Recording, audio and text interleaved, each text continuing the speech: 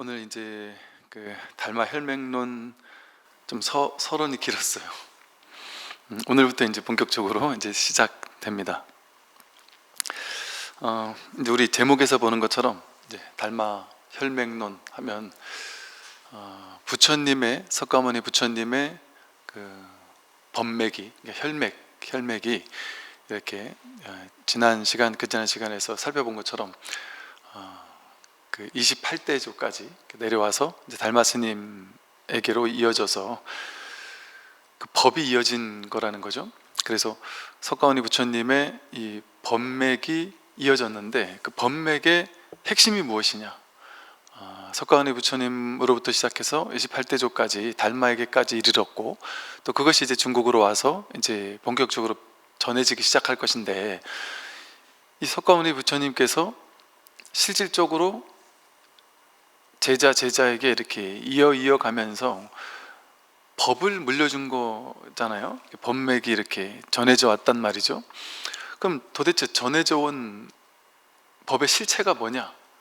부처님께서 깨달은 바가 무엇이냐? 무엇을 부처님께서는 제자들에게 가르치셨고 그 가르침을 온전히 온전히 깨달아서 흡수한 제자들이 또 그 밑에 제자에게 똑같이 전하고 엇갈려 전하면서 지금까지 부처님의 법맥이 이어왔는데 그 이어져 온 그 법의 실상이 뭐냐? 뭐를 법이라고 하는 것이냐? 무엇을 진리라고 하는 것이고 너가 도대체 깨달은 건 무엇이냐? 부처님께서 깨달은 것은 무엇이고 부처님 이후에 대대로 전하면서 깨달음을 전해줬던 그것이 도대체 뭐냐?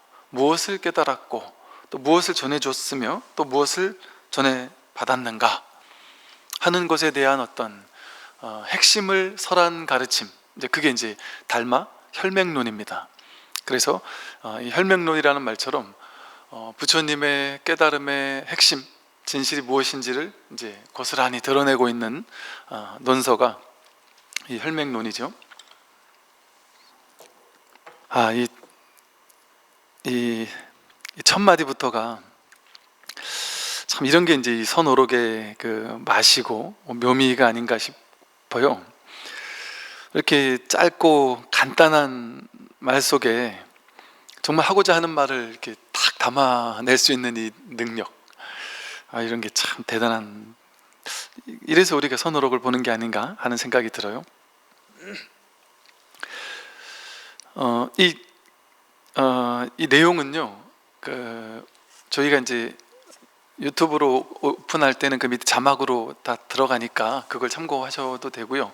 제가 필요한 굳이 내가 좀 교재가 있으면 좋겠다 하시는 분들을 위해서는 이 진흥원 쪽에서 그 파일로도 올려드릴 것 같고, 다음 주쯤 해가지고 이거를 제가 저하고 우리 절의 신도님들 필요하신 분들 몇 분이라도 볼까 싶어서 이렇게 제본을 좀 몇 개만 하고 있는데, 그래서 여러분들 혹시나 필요하신 분들 계시면 이제 다음 주부터 한 당분간은 좀 희망하시는 분들에게는 제본비 정도만 받고 이렇게 팔려고 또 생각하니까, 희망하시는 분들은 오늘은 그냥 들으시고 다음 주부터 한번 구매하실 수도 있겠습니다. 삼계 혼귀 동귀 일심, 이게 이제 달마 혈맥론의 첫 구절입니다.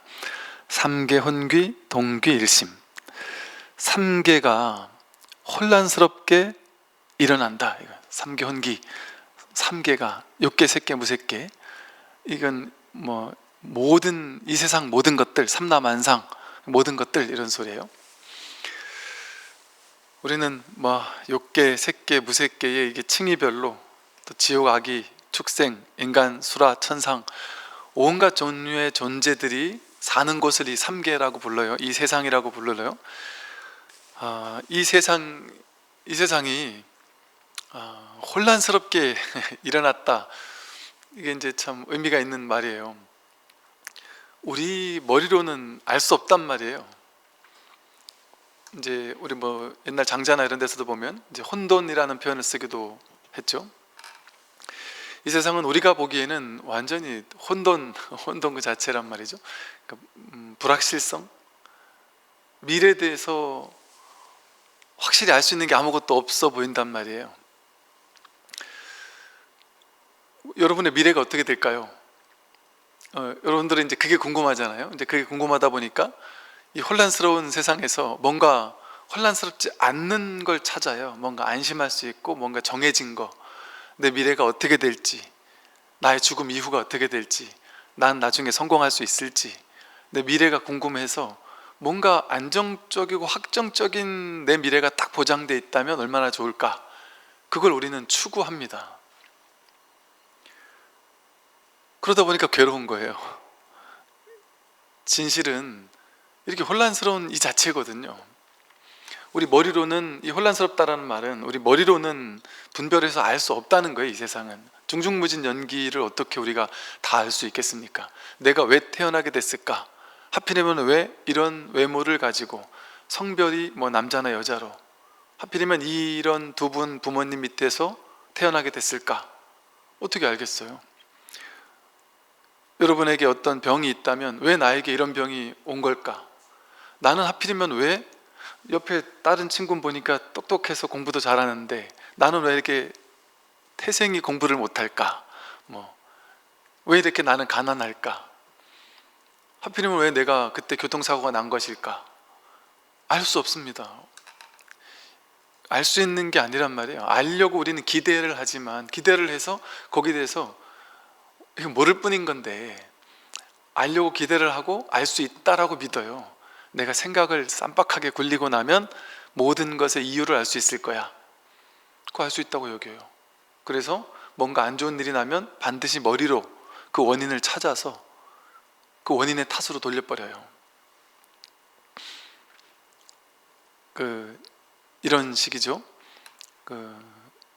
예를 들어 공무원이나 뭐 이런 사람들이 진급을, 저 사람보다 내가 더 똑똑한 것 같은데 저 사람은 안 됐고 나는 안 됐는데 저 사람은 됐다. 억울하잖아요. 그럼 그 원인을 찾으려고 그래요. 원인을. 그래서 나름대로 막 뭐가 원인일까를 막 찾는단 말이에요. 그래야 내가 그 사람이 뭐 좀 아부를 잘해서 내가 안 된 거야 이렇게 하고 나면 내가 이제 왠지 좀 안심이 되잖아요. 내가 나쁜 게 아닌 것 같으니까, 탓을 남에게 돌릴 수 있으니까. 근데 이제 제가 나름 이제 군생으로 오래 있었다 보니까 이게 어찌 보면 이게 공직이라면 공직 생활이잖아요. 하면서 제가 딱 느끼고 깨닫게 된 거, 내지는 또 이제 세상 사람들과 많은 상담과 뭐 대화를 나눠보고 이러면서 느끼게 된 거, 그리고 인사 담당자들, 또 진급 담당자들, 뭐 심사위원들, 이런 사람들과 많은 대화를 나누면서 알게 된 그 놀라운 사실이 하나 있습니다. 우리는 뭐 진급 뭐 이런 거 대충 보면 뭔가 거기에 대한 엄청난 시스템이 있을 거라고 생각하기가 쉬워요. 그 어떤 확실한 명분 있는 시스템이 있어서 그 시스템대로 했을 거야.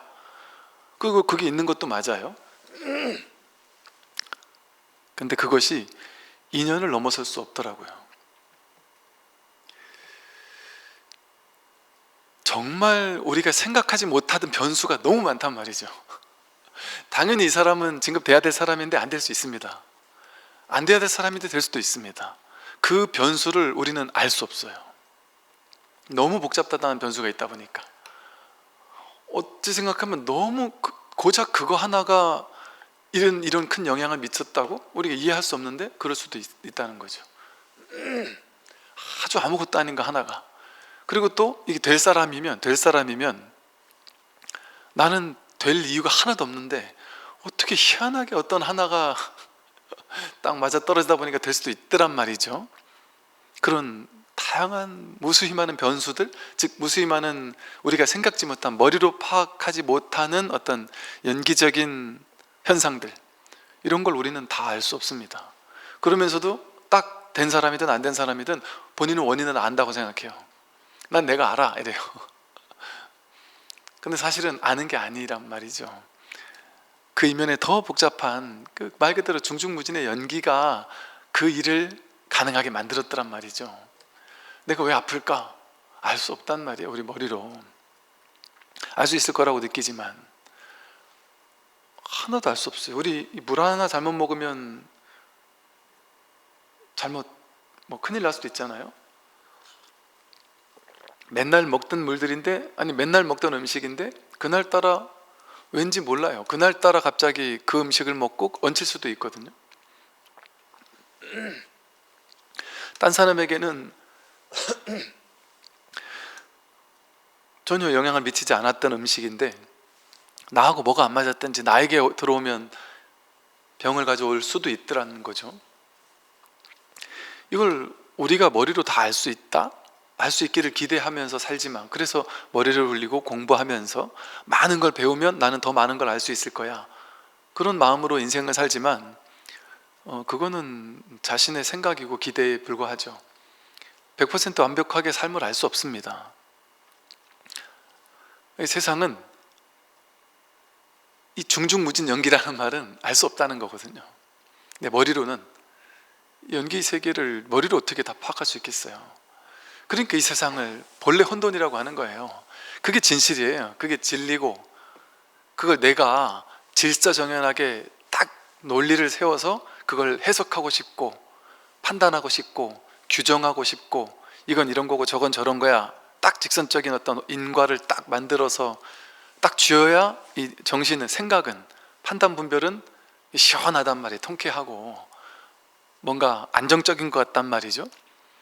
근데 그건 아무리 자기가 논리를 세웠어도 그건 자기 논리예요. 수많은 학문들이 그렇잖아요. 학문이라는 게 정말 우습다? 웃기는 게 많죠.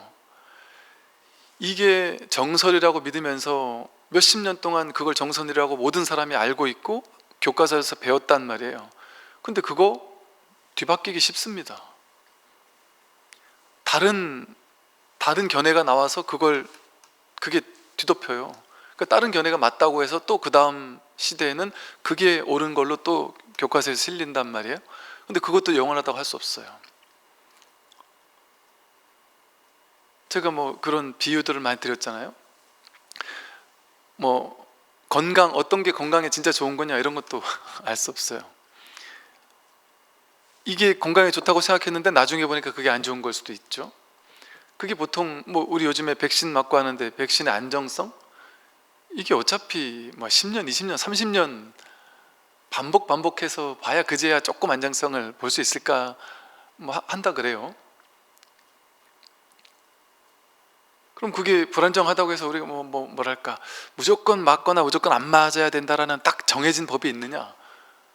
이거 20년 맞았던 것도 이게 잘못되었다라고 해서 뒤집히는 경우가 되게 많습니다. 의학 이런 것에서는 좋다고 생각해서 항상 막 맞았는데 이게 한 20, 30년 지나고 나니까 그게 안 좋다라는 게 나와가지고 그걸 전면 다시 본다든지 이런 것도 많죠. 옛날에 우리 가습기 첨가제인가 뭐 그런 거, 그 가습기를 그냥 기왕 트는 것보다 뭐 냄새도 좋고 몸에도 좋다고 하니 첨가제를 막 뿌려놓고 가습기가 있으면 되게 몸에 좋은 줄 알고 했단 말이에요. 근데 그거 맞다가 죽는 사람이 있다라고 어떻게 생각을 했겠어요? 모른단 말이에요. 근데 알 수 있을 거라고 우리는 생각을 하지만, 그래서 우리가 뭔가 질서정연하게 세상을 내가 딱 알아야 된다, 그거는 자기의 생각이고 자신의 기대일 뿐이에요. 그럴 수 없습니다.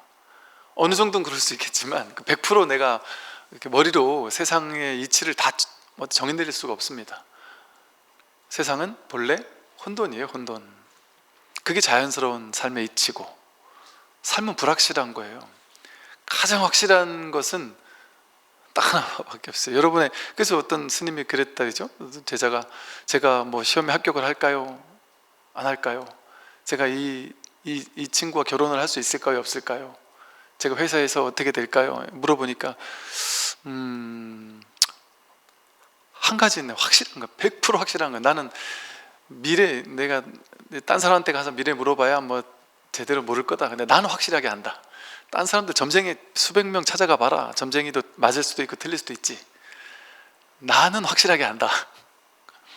그러니까 내가 얘기해 줄까? 근데 100% 확실한 걸 얘기해 줄까? 그랬더니 그럼요. 제가 스님을 믿는데 스님 말은 100% 맞을 건데 스님이 또 이렇게 맞다고 하시니 스님 말이 맞겠죠. 스님, 제 미래는 어떻게 될까요? 100% 확실한 거 알려주십시오. 그래서 스님이 난 100% 아니면 얘기 안 한다. 확실하게 얘기해 줄게. 믿을 거냐? 믿겠습니다. 뭡니까? 어떻습니까? 그랬더니 너의 미래는 100% 불확실하다. 나도 할 수 없고 너도 할 수 없다. 이게 진실이에요. 누굴 찾아가서 여러분 미래를 저당 잡힐 겁니까? 누굴 찾아가서 내 미래 어떻게 될까요? 물어봤을 때 그 답을 듣고 나면 여러분들은 반드시 거기 그 사람의 말에 휘둘린단 말이에요. 말의 영향력 속으로 딱 빠져들어가요. 에이, 그냥 재미로 보는 거죠. 재미로 보기 안 돼요. 사람이 나약해요. 우리의 정신이 되게 나약해요, 사람은. 그래서 옛날부터 어떤 그 사람들의 그 나약한 정신을 이용하는 사람도 많죠. 이게 오래된 직업이에요. 어찌 보면 사람들의 그 나약함을 뭔가 나는 안다 하는 것처럼 해서 뭐 봐주고 확실히 아는 것처럼 해가지고 내가 비법이 있다. 너는 이제 몇 년 안에 죽는데 내가 안 죽게 해주는 방법이 있다. 그러면 뭐 전 재산인들 안 갖다 바치겠어요? 근데 그게 기본적으로 그럴 필요가 없는 이유가 뭐겠어요? 불확실한 게 진실이에요. 재행무상이에요. 끊임없이 변해가는데 어떻게 정해진 게 있다면 답할 수 있겠죠. 근데 부처님 진리 자체가 삼법인이라고 해서 법의 도장, 이건 완전히 법이라서 딱 도장 찍은 것처럼 우리가 집이 그게 언제부터 내 거예요? 도장을 딱 찍었을 때부터 내게 되잖아요. 확실하다 이 소리거든요. 이 말은 법의 도장이라는 거는 이건 확실한 법이라는 소리예요. 여기 어긋나는 건 진리가 아니에요.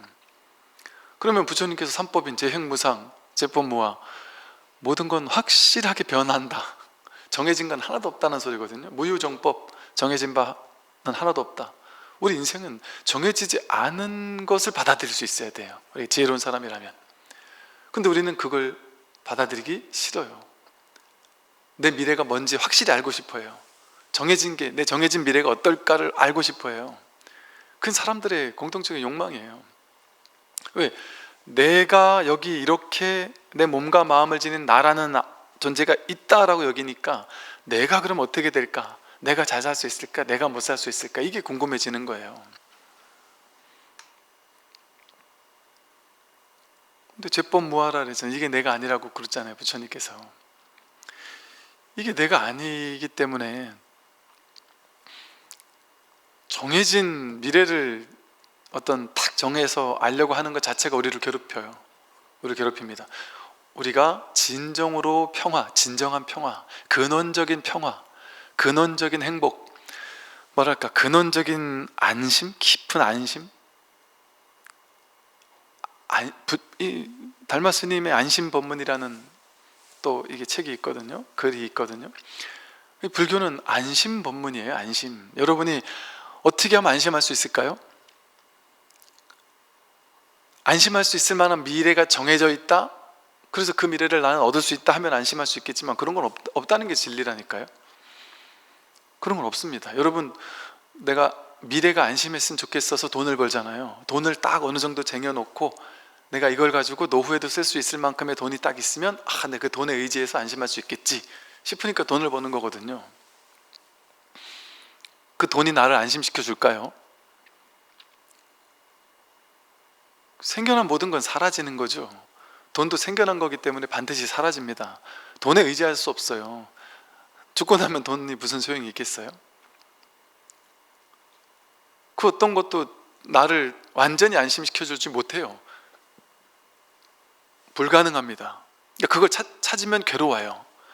나를 안심시켜 줄 만한, 내가 기대해서 의지할 만한 무언가를 찾는 사람은 죽을 때까지 안심할 수 없습니다. 계속해서 불안한 마음으로 찾아 나서요. 나를 안심시켜 줄 어떤 대상을 찾아 나서요. 여러분들이 어떤 대상을 찾아 나서는 동안은 행복은 그 자리에 없습니다. 내가 여기 없으니까, 자꾸 찾아 나서니까. 무엇을 받아들여야 될까요? 진리를 받아들여야 돼요. 뭐가 진리입니까? 삼법인이 진리예요. 이 혼란이 진리예요. 혼돈이 진리예요.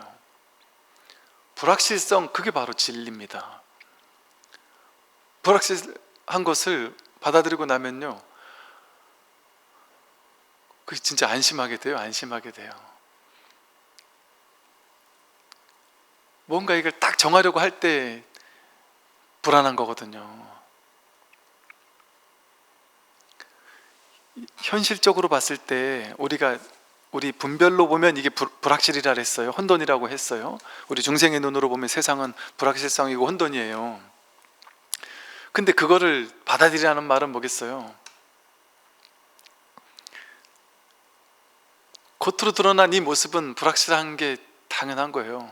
그런데 뭐랄까, 그 불확실성의 이면에 깊은 밑바탕에 온갖 삼계가 막 혼란스럽게 일어나고 있는 이 밑바탕에 전혀 혼란스럽지 않은, 전혀 시끄럽지 않은 깊은 고요, 아무 일도 일어나지 않는, 우리는 이걸 원하면 얻지 못했을 때 괴롭잖아요. 근데 어떤 걸 원하고 어떤 걸 원하지 않고 이런 거를 떠나서 완전히 고요한, 어떤 일도 일어나지 않는, 본래부터 단 한 번도, 우리는 태어나고 죽는 엄청난 일이 우리 인생에 벌어지잖아요. 내가 사랑하는 사람이 태어나고 죽는 일이 벌어지잖아요. 울고 웃을 만한 일들이 벌어지잖아요. 내가 성공하고 실패하는 일들이 실제로 벌어지잖아요. 그런데 그렇게 혼란스럽게 울고 웃을 만한 실질적인 일들이 벌어진다고 여기니까 우리가 혼란스럽고 괴롭고 두려운 거죠. 삼계 혼기나 동기일심이거든요. 이 모두가 일심, 한 마음으로 돌아가더라. 이게 이 세상의 진실이에요. 우리 분별의 눈으로, 중생의 눈으로 보면 세상은 너무 혼란스럽고 막 앞이 안 보이는 희뿌연 어떤 안개 속을 헤매는 것 같고 불분명하단 말이에요. 그걸 분명하게 내가 하려니까 괴롭단 말이에요. 그냥 분명하게 할 수 없어요. 그냥 그 불분명한 그 자체가 질서예요. 무질서한 그 가운데 그걸 우리는 우리 입장으로서는 받아들일 수밖에 없어요. 근데 그 모든 혼란스러운 복잡다단한 이 시끌시끌한 이 세상의 본바탕은 일심이라는 말이 뭐겠어요? 오로지 하나의 마음이라는 거지. 마음은 그냥 이름을 붙여서 마음이에요. 마음이라고 이름 붙이든, 법이라고 이름 붙이든, 진리라고 이름 붙이든, 본성이라고 이름 붙이든, 공이라고 하든, 이름 붙이든 않든 이름 붙일 필요가 없죠. 사실은 이름 붙이면 그걸 자꾸 모양으로 취하게 되니까. 삼기일심 이러니까 한마음이라는, 마음이라는 뭐가, 내 마음, 이렇게 내가 맨날 쓰는 이 마음, 이 마음이라는 걸 이미지로 그려서 그걸 취한단 말이에요. 그러니까 이건 일심조차 아닌 거예요. 그런데 여기에 일심, 마음, 일심이라고 하든 일법이라고 하든 일불승이라고 하든 상관없는데, 일진법계라고 하든 뭐라고 해든 상관없는데, 그거는 일이란 말, 일, 하나. 이 일이란 말도 약간 좀 거추장스러운 오해의 소지가 있어서 불교에서는 일이라는 말보다 불이라는 말을 더 좋아해요. 불이, 둘이 아니다. 둘이 아니라는 말은 셋, 넷, 다섯, 여섯이 아니다 이 소리예요. 나뉜 게 없다 이 소리예요. 오로지 하나뿐이다 이 소리예요. 하나뿐이다. 세상이 이렇게 복잡다단하게 막 삼계가 펼쳐져 있어요. 이 온 세상이 막 펼쳐져 있는데 이게 어디로 돌아가냔 말이에요. 일심으로 돌아가더라. 동기일심이더라. 우리가 절에 와서 제일 먼저 하는 게 삼기의잖아요. 법회 때마다 하는 게 삼기의. 세 가지로 돌아가니 그 세 가지에 돌아가 의지하겠다. 내가 돌아갈 곳이 바로 그 세 가지란 말이에요. 그걸로 돌아간다. 근데 그 세 가지가 하나란 말이에요. 불법성 삼보가 바로 하나란 말이에요. 불을 마음이라고 한 거고, 법을 마음이라고 한 거고, 승을 마음이라고 한 거예요. 여러분에게 있는 본래 진실, 그걸 불이라고 했어요. 부처라고 했단 말이에요. 하나임의 이 진실을 부처라고 했고요. 그러니까 이 법신이라는 말이 있듯이 법을 몸으로 한다, 진리를 몸으로 한다. 이 삼천대천세계가 전부 다 법신 비로자나 부처님의 몸이다. 이 삼천대천세계가 전부 다 일심, 이 하나의 진실이라는 의미잖아요. 이 세상이 통으로 자기 마음이에요. 통으로 부처고. 그렇다고 해서 여러분이 이 우주 전체가 통으로 하나의 마음이고 하나의 부처고 하나의 나의 본래 면목이야 이렇게 생각한다면 그건 그냥 생각이에요. 그렇게 생각하는 사람들이 뭐 학문을 공부하면서 그렇게 생각하고 정리할 수 있죠. 근데 그게 내 삶에 효능을 발휘하느냐, 공덕이 되느냐, 나의 괴로움을 실질적으로 해결해 주느냐, 머리로 그렇게 안다고 해서 그게 해결해 주겠어요? 말하자면, 말로 표현할 수 없지만 이걸 그냥 말하자면 그렇다는 거예요. 그래서 내가 바로 부처고 내가 바로 법이에요. 자기에게 법이라는 건 따로 없습니다. A라는 사람이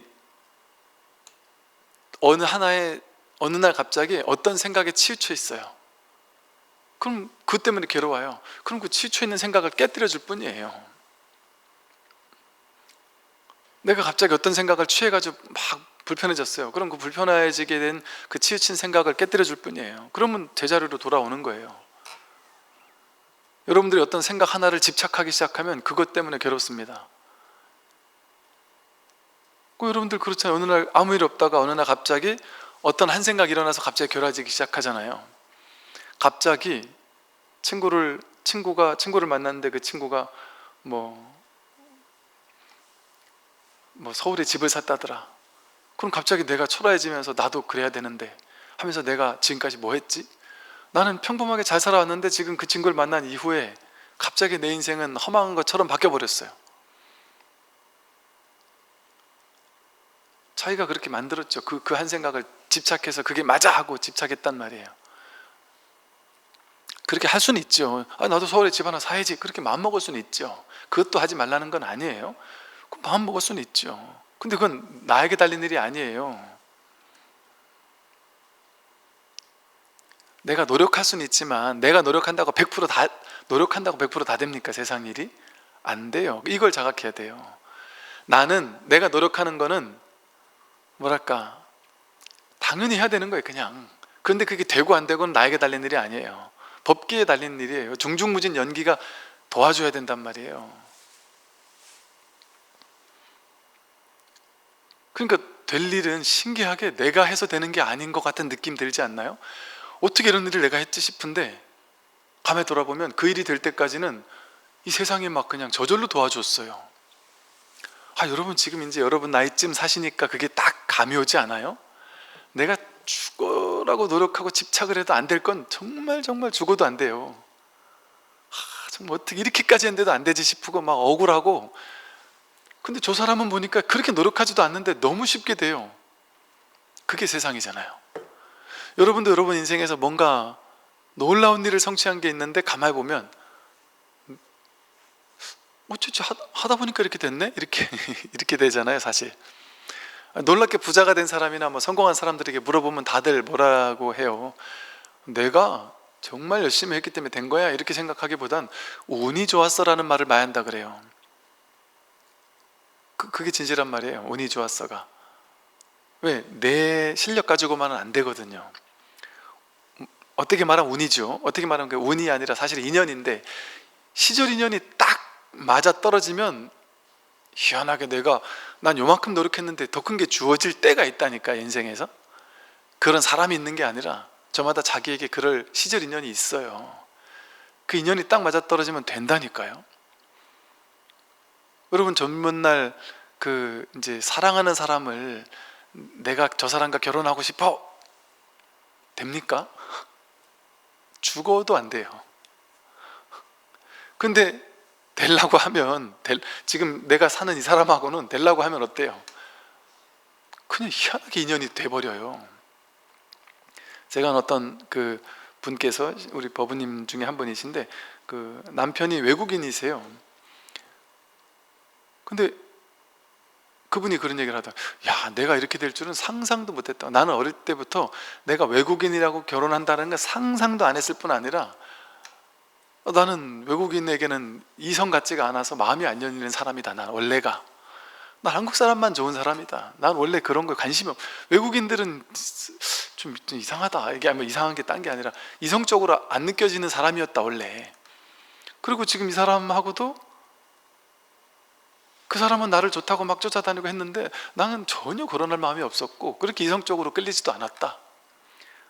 그런데 이게 되려고 하니까 희한하게 그 뭐 본인이 있던 그 회사인지 뭐 그곳에서 어디 출장을 가는데 희한하게 그 둘이 어떻게 하다 보니까 그 둘이 가게 됐다는 거예요. 그래서 며칠을 그러고 어쩌고저쩌고 있다 보니까 어쩌고저쩌 하다 보니까 희한하게 인연이 이렇게 되더라고. 그러면 그 사람의 좋은 모습이 보이고 그러더라고 하는 거죠. 그러니까 자기 생각대로 안 된다니까요. 인생은 되려는 거는 저절로 되게 돼 있어요. 이게 희한하게도. 근다고 여기에 자기의 자유의지가 하나도 필요 없다는 얘기는 아니에요. 기본이죠 그건. 그러나 자유의지를 아무리 내가 발동을 하더라도 안 되는 건 안 되고 되는 건 된단 말이죠. 여러분 죽지 않으려고 해보세요. 안 죽어지나 안 늙어지나 무조건 100% 늙는단 말이에요. 100% 죽고. 그러니까 쉽게 말하면 여기서 이제 우리가 배워야 될 지혜는 뭘까요? 최선은 다하되 결과는 내 맡겨야 돼요. 결과는 내 일이 아니에요. 진정한 진짜 나, 우리가 법신이라고 하는 법신불의 일이에요. 자성불의 일이에요. 법신불의 일이고 이 에고, 나라고 하는 이 에고의 일이 아니라 진짜 나, 이 법신이라는 전체 나, 전체 나가 전체 작용으로서 그게 되게 만들어지고 안 되게 만들어지고 하는 거예요. 그러니까 내 힘으로만 되는 게 아니라 전체가 도와주니까 되는 거예요. 되더라도. 그런데 거기다가 나를 내세워서 내가 어떻게든 할 거야 하면 되겠습니까? 나를 내세우면 안 돼요. 그건 진리와 어긋나는 거기 때문에 그래요. 우리를 유일하게 진리와 멀어지게 하는 게 바로 이 나라는 아상, 에고, 여기서 시작되는 분별이거든요. 그러니까 이 진리를 깨닫고 나면 나를 내세우는 삶이 아니라 이 법신이 나구나. 법신의 작용. 뭐가 법신의 작용이에요? 해가 뜨는 게 법신의 작용이고 사람들이 적재적소에서 자신의 인생을 살고 있는 게 법신의 작용이에요. 그게 내 일이에요. 내 일. 남들의 일이 아니라 남들이 잘 된다. 그 내가 질투할 일이 아니라 내가 잘 되는 것과 똑같은 거예요. 그러니까 불교에서 수희찬탄, 저 사람이 잘 되는 걸 내가 수희찬탄했을 뿐인데 그게 내가 잘 된 것과 똑같은 효과를 본다고 그러죠. 똑같은 효과. 질투한다라는 마음은 저 사람과 나를 둘로 나누는 마음이잖아요. 그러니까 저 사람은 잘 됐는데 나는 안 됐구나. 이건 자꾸 이 에고를 강화시키고 이분법, 둘로 나누는 마음을 강화시키고 어리석음을 강화시키는 마음이에요. 근데 사실은 저 사람이 부처가 됐다, 내가 부처가 된 거라니까요. 저 사람이 부자가 됐다, 저 사람이 좋은 일을 한다, 이게 내가 하는 거라니까요. 그러니까 그 사람이 큰 복을 지었다, 내가 하는 일이니까 얼마나 기쁜 마음으로 진심으로 기뻐해 주지 않을 수 없겠죠. 그럼 그게 그 사람의 공덕이 나의 공덕이라니까요. 나너가 본래가 둘이 아니기 때문에. 그 수위찬탄을 하는 순간에 내가 불이법을 구족하게 된다니까요. 둘이 아니구나. 그리고 남들이 힘들고 괴로울 때는 어때요? 그냥 동체 대비심이 생겨나는 거예요. 저절로. 둘이 아니라는 마음에서 오는 저절로 돕는 거예요. 내가 너를 돕는다가 아니에요. 그러니까 무주상보시가 저절로 되는 거죠. 내가 나를 돕는 거예요. 내가 배고프면, 배가 꼬르륵 하면 입으로 먹을 걸 맨날 주잖아요. 그러면서 여러분들이 여러분 입에다가, 얘는 맨날 먹기만 하잖아요. 근데 여러분 입에다가 내가 맨날 먹을 거 줬으니까 돈 내, 좀 갚아, 이런 얘기 안 하잖아요. 자기가 자기에게 준 거니까. 여러분 자식들 돈 필요하면 돈 주고 밥 필요하면 밥 주고 다 맨날 주면서도 자식한테 돈 달라래요? 내가 이만큼 했으니까 줘, 이래요? 하죠. 안 하는 것 같지만 기대가 있단 말이에요.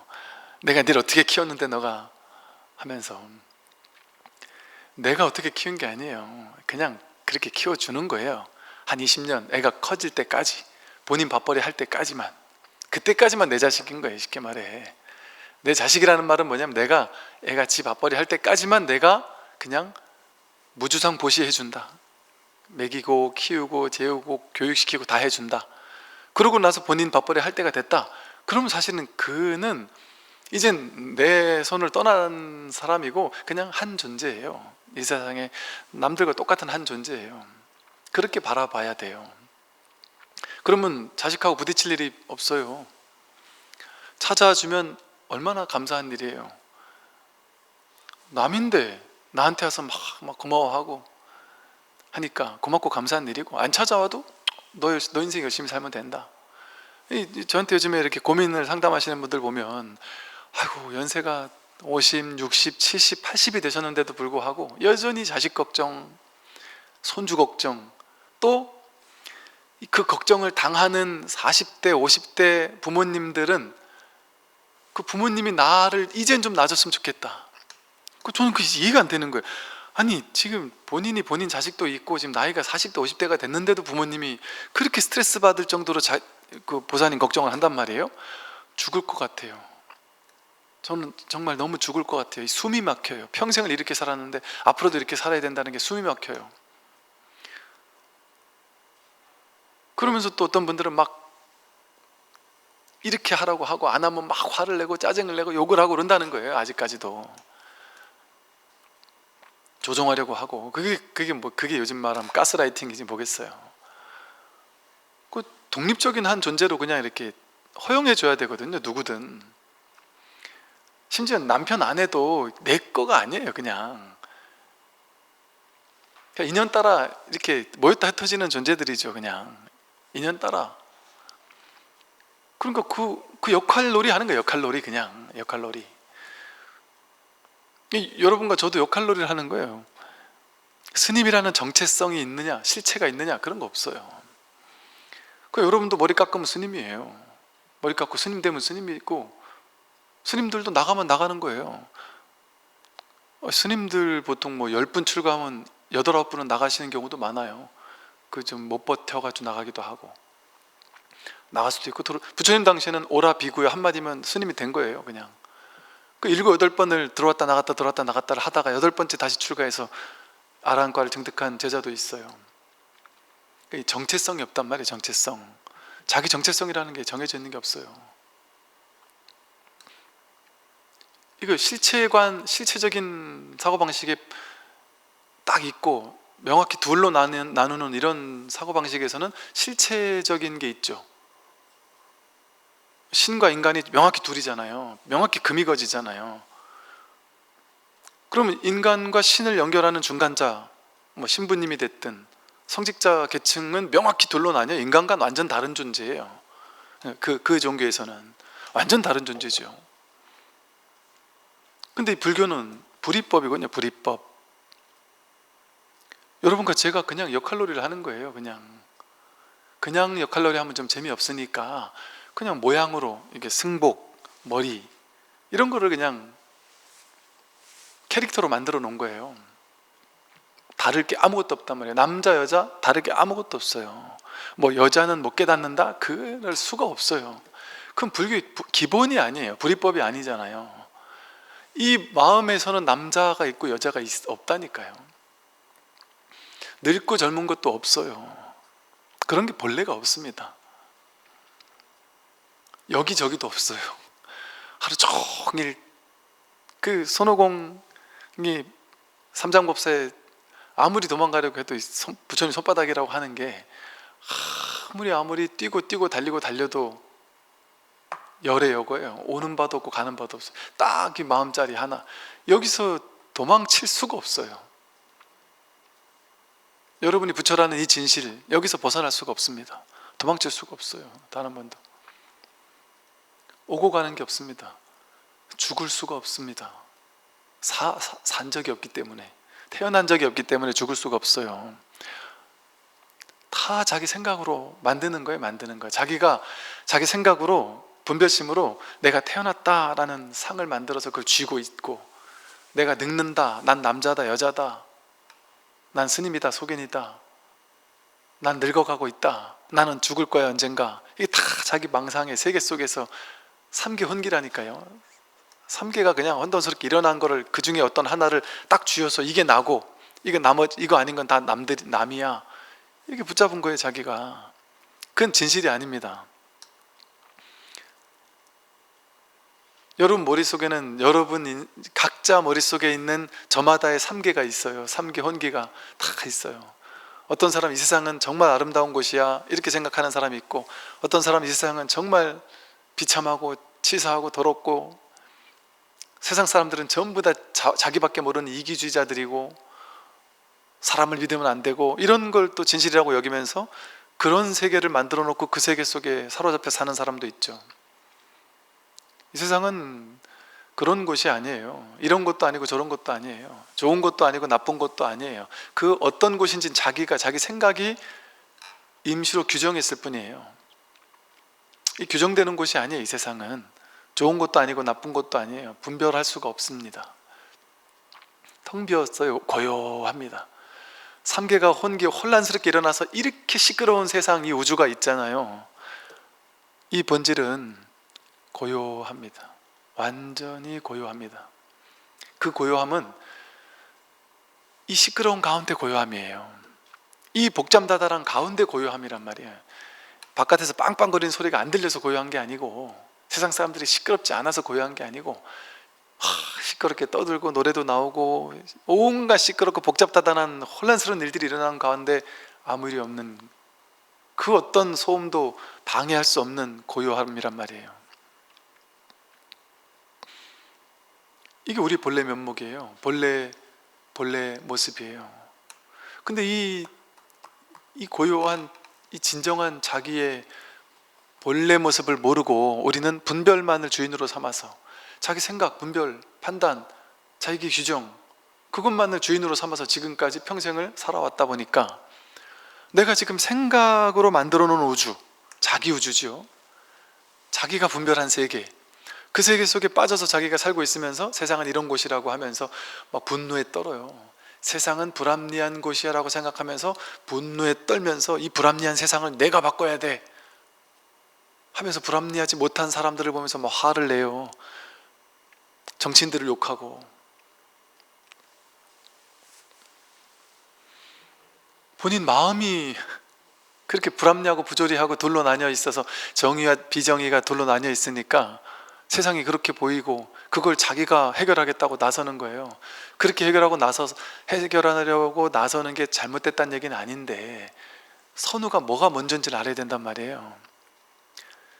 자기 마음이 둘로 나뉘어 있으면 세상도 둘로 나뉜 것처럼 보인단 말이에요. 그럼 그래가지고 세상이 이런 중생심을 가지고 세상을 정의롭게 만들려고 하면, 불가능하다라고 하면 또 좀 그럴 것이고, 본질적으로는 불가능해요. 본질적으로는 내가 먼저 깨달아야만 세상을 깨닫게 할 수 있어요. 세상을 정의롭게도 할 수 있고 행복하게도 할 수 있고 다 할 수 있는 길이 열려요. 왜냐하면 세상이 불국토가 됐어도 내가 중생이면요, 그 불국토 속에 내가 들어가 가지고 내가 이 불국토를 중생세계로 바꿔버려요. 왜? 세상은 행복한데 나는 행복하지 않거든요.